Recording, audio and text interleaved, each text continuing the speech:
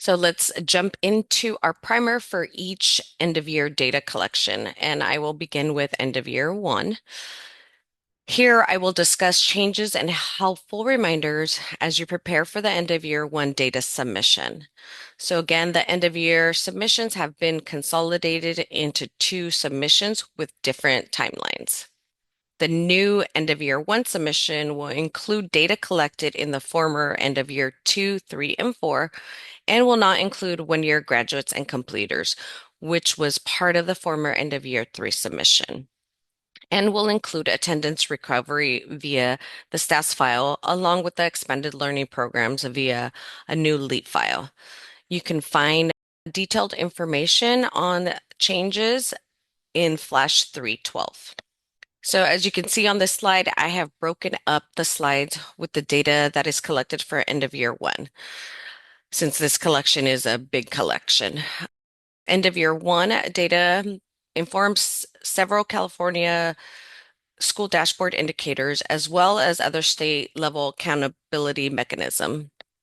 In general, the data in end of year one is collected to satisfy the requirements of every Student Succeeds Act. This data collection will impact all aspects of your LEA. It is important that you receive timely and accurate data, especially if your data stewards are not 12-month employees. I will start with student programs. So first, the SPRG records submitted by your LEA through the year identify students participating in specific programs, including homeless program. Second, schools operating Title I school-wide programs are identified through an import from the Consolidated Application Reporting System, CARS. This data collection has gone unchanged for several years, and it should be the easiest to complete. The files that are used to submit this data are the SPRG file, the student program file, to identify student program participation for subgroup data, including counts of students who are unhoused during the academic year. Program data is typically reported at the school level. It is imperative that school site staff, program staff, administrators, and student system support staff understand how and when to exit programs. This will limit the errors that will trigger in CALPADS during the end of year submission. And lastly, I will talk more about expanded learning program in the next couple of slides. So student program data should be submitted continuously throughout the year. As soon as a student becomes eligible for a program or begins participating, those records should be submitted. Likewise, when a student's eligibility or participation ends at a particular school, those records need to be updated as well. And there's no need to wait for end of year snapshots to begin submitting to CalPADS the program data or to start reviewing the reports. So submitting early and consistently helps ensure cleaner data and fewer surprises later. Now let's review the requirements for identifying and reporting students experiencing homelessness. So each year, LEAs are required to administer a housing questionnaire to every student. The purpose is to identify any children or youth whose housing situation may meet the definition of homeless. CalPADS administrators should stay in close coordination with their local homeless liaisons. This collaboration is essential for making sure students become homeless during the year and are identified properly in CalPADS. So whenever a student is identified as homeless, the LEA must submit a program record using program code 191, homeless program. The program start date should reflect the actual date the student became homeless. It is important to keep homeless status updated as soon as a change occurs. Not only does this ensure students receive the services they qualify for, but it also contributes to a more accurate statewide homeless count, which is directly tied to federal funding for California. So updating this data in CalPADS regularly helps county and state liaison anticipate needs and better support LEAs, especially those experiencing a significant increase in homeless student enrollment. So once identified, students qualify for several support, including Title I services and funding, LCFF funding, free meals through the NSLP program, and Sunbucks summer EBT benefits. So there is a new end-of-year fatal validation for the homeless program. This was presented in the regional meetings in March. So homeless records with program 191 from academic year 24-25 need to be closed. And if a student is still homeless in academic 25-26, a new record needs to be added with the start date greater than 6/30/2025. Homeless records with the start date greater than 6/30/2025. So for the academic year 25-26, CALPADS will force LEAs to close records at end of year. CALPADS will auto close records that are still open from academic year 24-25 and prior years and insert an end date of 6/30/2025 after end of year submission closes. There should be a flash coming out soon from the CDE. All right, moving on to expended learning program. So AB 1113 was passed in 2024. It's based on research showing that after school and expended learning programs have a positive impact on student outcomes. Students who participate in these programs tend to do better academically, socially, and behaviorally. So to monitor the progress towards that goal, AB 1113 now requires the CDE to start collecting new data in CALPADS. LEAs must report the annual number of students enrolled in any expended learning program. Since the purpose of collecting this data is to understand the overall enrollment and attendance in ELPs, and funding for ELOP is provided at the LEA level, this data will be student level collection at the LEA level and not at the school level. So this means when submitting this data, LEAs do not have to specify student school of enrollment. So therefore, the data will not be collected on the SPRG file and will be collected through a new LEA level file named the Local Educational Agency Program file, or the LEAP file. You can see Flash 305 for detailed information regarding the expended learning programs and the LEAP file. So moving on to the next four key data elements: student incidents, student absence summary, cumulative enrollment, and RFEP data. So this data is submitted through several CALPADS files, each with a specific purpose.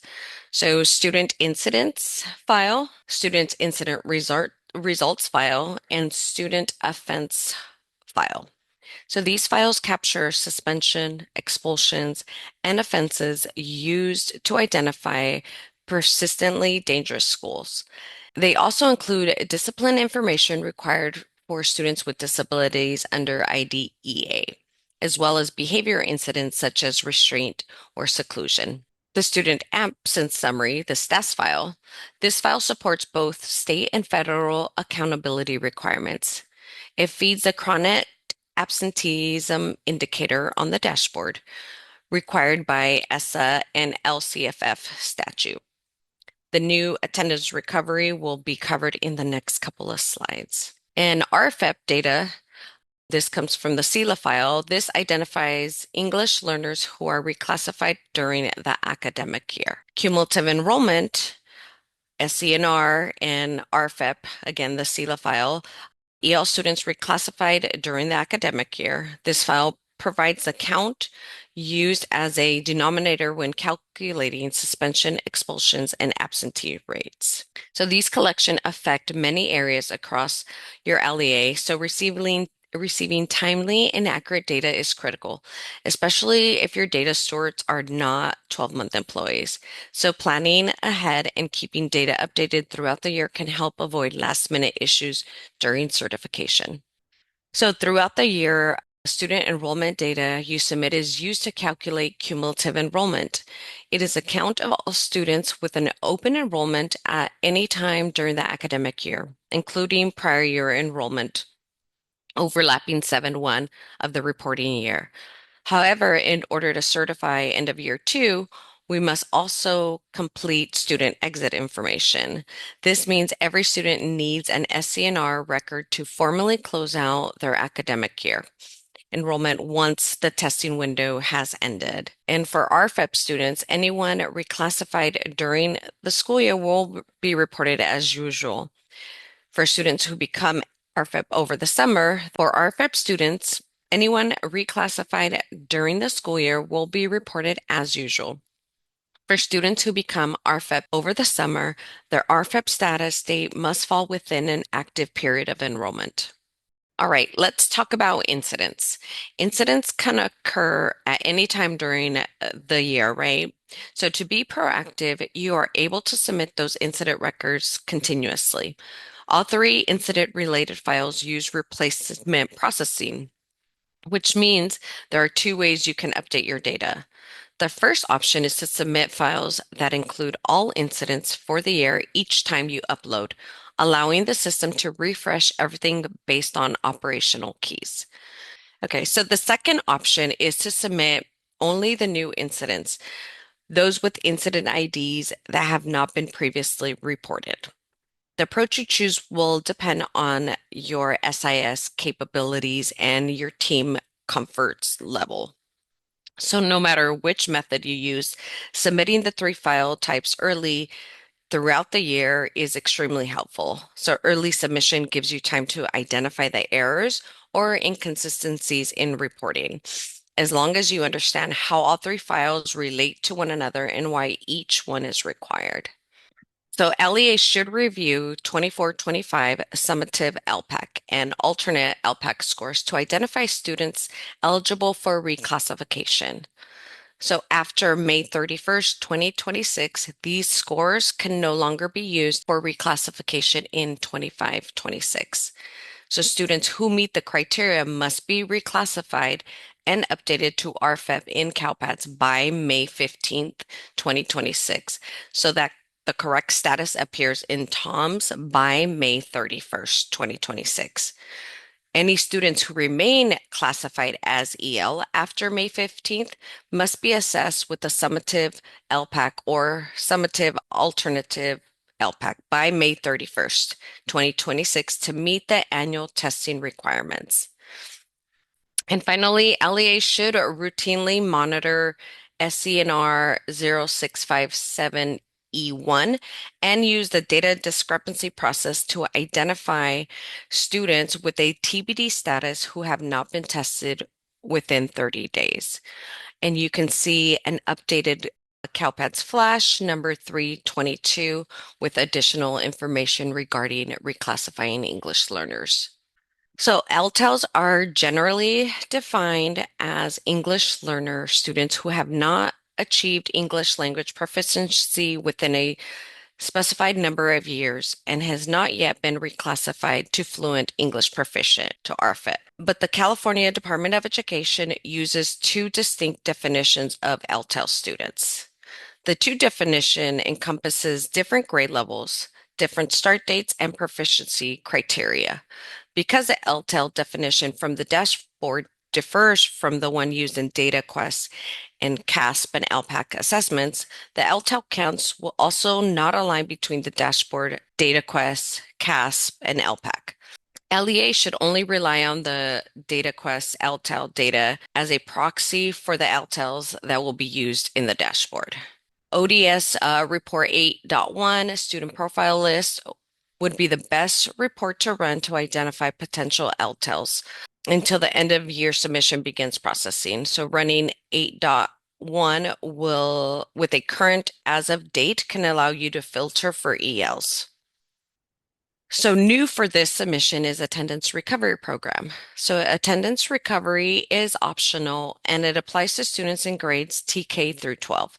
So the purpose is to give students an opportunity to make up missed instructional time so that LEAs can recoup ADA for absences. It is important to note that AR sessions have to be held outside of the regular school day. LEAs must follow all statutory rules about how these sessions are run, including the length of the session. Beyond ADA recovery, the AR program is also intended to support efforts to reduce chronic absenteeism. By offering students a structured way to earn back time, it may help reduce the number of students who fall into the chronic absentee category. For CALPADS, the only new reporting element is that the status file will now include the number of attendance recovery days earned by each student. It is very important that your existing absence count should not be adjusted based on AR days. You don't subtract AR days from the absences.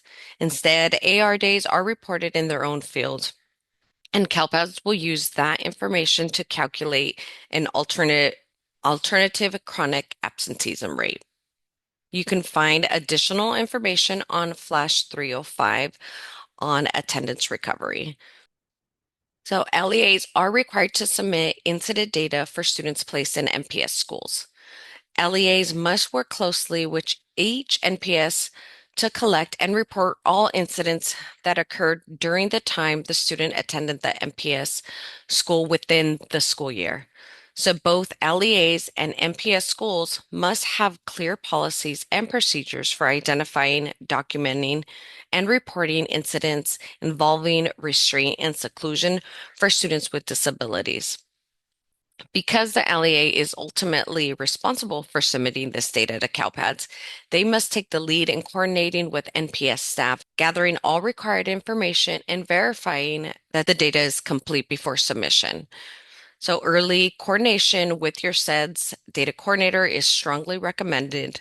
Establishing communication early allows you to proactively guide the NPS on required data elements, expectations, and timelines for submitting incident data. To help with this, we have recorded an NPS discipline training video on YouTube, and you can find it on our YouTube channel. All right, this section covers the portion of end of year 1 that used to be end of year 4. This data comes directly from your special education system or SEDS system. So even though the data is sourced from SEDS, LEAs and data coordinators will need to closely monitor the reports and validation errors. Many of the common errors are tied to enrollment mismatches or incorrect special education plan types. So it is important to pay attention to those areas during the review process. So students with disabilities data is used to meet the reporting requirements of Section 618 of Individuals with Disabilities in Education Act, the IDEA Act. So files included in the special education submission, students with disability status. This file identifies students' eligibility and participation in special education at any given time. It supports IDEA reporting, DataQuest, and California dashboard. The MEET file, this captures dates of required statutory meetings such as initial evaluations, annual reviews, eligibility and reevaluation, and pending meetings. So CalPADS uses this information to monitor meeting timelines. The plan file, this file records each student's special education plan and setting. Then we have the services file. This reports all special education services for students ages 0 to 22 who have active plans or who will have active plans during the reporting year. And then the post-secondary status file. This file reports the outcomes of students with disabilities 1 year after they exit K-12. And again, it is essential to establish strong communication early to identify the right contacts for successful submission and getting reports out early so that appropriate staff has time to review and make any necessary corrections. So SPED data coordinators do a great job submitting records for students with disabilities in a timely manner. In fact, the CalPADS View submission screen regularly shows consistent activity across most LEAs and the students with disabilities file, the MEET, and the plan file types. These submissions happen throughout the whole school year, and the process is already well underway with one exception, and that's the PSTS file. So the PSTS file often gets overlooked. LEA data coordinators may want to encourage teams to submit PSTS records earlier as well, and submitting these records can help identify students who were not surveyed and still need to be as required by IDEA. So again, the PSTS survey is a common challenge in end of year one data collection. So identifying who should be surveyed of it often creates confusion. So keep in mind that the data comes from the said system and it has been collected this way for several years. So county offices and SELPAs can be great partners in supporting new SPED coordinators, especially through end of year and PSTS specific trainings. So encouraging SPED data coordinators to submit PSTS outcomes as early as possible helps tremendously. So early submission allows time to reconcile the data and identify any students who have yet completed the survey and still need to. So PSTS data can be submitted at any time. A best practice is to upload your data just before the start of end of year processing. Doing this ensures that the reports clearly show which students have responded and what their outcomes are. So again, having that information early allows the special education team to focus their outreach and target students who have not yet responded rather than scrambling later during the end of year. So this proactive steps helps improve response rates and makes the end of year process much smoother for everyone involved. Moving on to restraints and seclusion. So special education division use certified restraint and seclusion data when making its annual monitoring determinations. So LEAs are reporting more than two restraints or seclusion per pupil will be asked to perform student record reviews. LEAs that report zero incidents of restraints or seclusions and have greater than 100 students with disabilities, or reports zero incidents of restraints or seclusions and have greater than 100 students with disabilities enrolled at a NPS school, or failed to certify CALPADS end of year one submission will be flagged for questionable data quality and will have to complete the monitoring activities associated with data quality. So moving on to enrolling students with disabilities in CALPADS. Sometimes it can be challenging. So most of the issues arise when students are receiving services but are not actually attending a school site. This is where we often see enrollment status of 50 non-ADA enrollment used incorrectly, and where enrollment status of 20 secondary enrollment is also reported inappropriately. As shown on this table, the recommended enrollment statuses for each students with disabilities are either 10 primary or 50 non-ADA. However, it's important to note that only students served on an ISP or an IFSP should never be reported with an enrollment status of 50. All students with disabilities must be reported. If a student appears in your SED system, they must also appear in CALPADS and in your SIS. End of year one is the final opportunity to verify that students with disabilities have been enrolled correctly and that all students evaluated for services, whether found eligible or not, are documented. So this is essential to ensure that your LEA meets its IDEA, No Child Left Behind requirements. All right, so moving on to some helpful reports. Report 5.1, program participants counts. We encourage you to review this report on May 5th when you receive your first snapshot. Since program data is submitted on an ongoing basis, school-wide programs and cards should be certified before the first CALPADS snapshot on May 5th.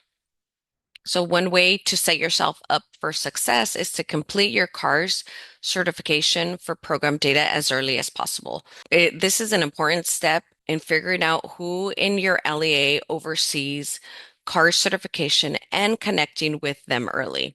All right, so one way to set yourself up for success is to complete your CARS certification for program data as early as possible. An important first step is figuring out who in your LEA oversees CARS certification and connecting with them early.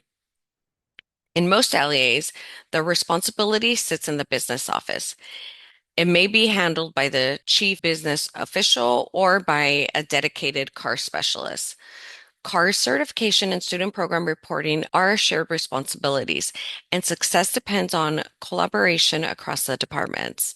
The coalition building, working closely with your business office around CARS, directly supports accurate CALPADS reporting and help prevents delays, errors, and last-minute corrections. So you can run certified report 5.1 in 24-25 to determine last year's designation for each school. And again, remember to check CARS certification deadline. CARS certification does not reflect immediately in CALPADS, so you need to start this as soon as possible. Report Program 122, records of eligible students of Title I Part A targeted school. School-wide, schools automatically count all enrolled students. So end of year one includes both aggregate reports and several supporting reports. Together, these reports provide counts and student lists for key data areas, such as cumulative enrollment, RFEP students, students experiencing homelessness, and student absenteeism and incident data. So to really understand and accurately interpret your end of year reports, we strongly recommend using the data mapping guide found in the end of year one user manual. These mapping guides show you which data elements are used to generate the aggregate counts and help data stewards verify information by clearly identifying the source systems and source documents behind each report. Using the data mapping guides makes reports review more efficient and helps ensure your end of year data is complete, accurate, and ready for certification. So again, the end of year one data mapping guides are in the user manual. On this slide, you'll see more end of year reports, including Report 5.1, program participant counts that should be reviewed once all records have been updated in CALPADS. There are also supporting reports to assist in reconciling CALPADS to local systems of record. So reports 5.2 and 5.3 provide supporting students detailed data of report 5.1. So moving on to end of year one reports for students with disabilities. Again, on this slide, you will see both aggregate reports and several supporting reports. For most LEAs, these reports can be pulled at the start of end of year and monitored until the certification. SELPAs typically wait until they can review an LEA approved revision. So approve early if no other reason than to help SELPAs start early. And again, to really understand and accurately interpret end of year one reports, we strongly recommend using the data mapping guides found in end of year one user manual.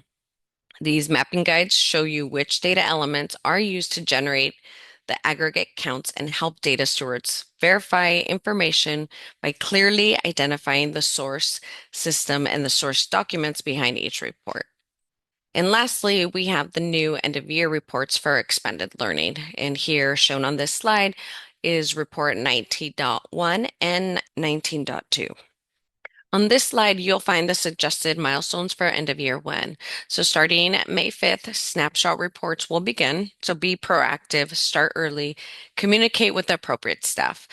The recommended date for zero errors is June 26. Your CSIS monitor will be in contact. And by the way, we don't just send automated emails. It really is us reaching out, in case you were wondering. The certification deadline is July 17th with an amendment window and a final deadline of July 31st. SELPA approvals are required for end of year one. So again, be proactive. Take a look at your DDs as they are available now. Work with your SEDS coordinators and get them resolved early. So CALPADS data discrepancies are not visible in SACE or CIRIS or any other special education data system. So work with your special education data coordinators to resolve common, frequently occurring errors such as missing plan record for enrolled, eligible, and participating students with disabilities, missing eligible and participating status record for a plan record, missing students with disabilities record for a student with a plan record. These are just a few examples of common errors that can be resolved early on. So students with disabilities complete their K-12 education in a variety of ways.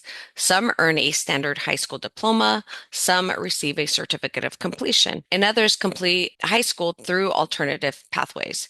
Because of these different outcomes, it is especially important to review your students with disabilities completer data in CALPADS. Taking the time to do so will help ensure you've accurately captured a full range of students with disabilities K-12 completion scenarios. So in addition to this primer, there are several training resources available to help support you. So the CalPADS user manual and the CSIS YouTube training channel are both available to all users. If you're new to CalPADS or if you're just looking for a refresher before submission, I strongly encourage you to use these resources. They're designated to help you feel confident and prepared. And here are links to resources and training relevant to students with disabilities. And with that, this concludes our discussion of end of year one. Thank you. And Nate will take over now and go over end of year two.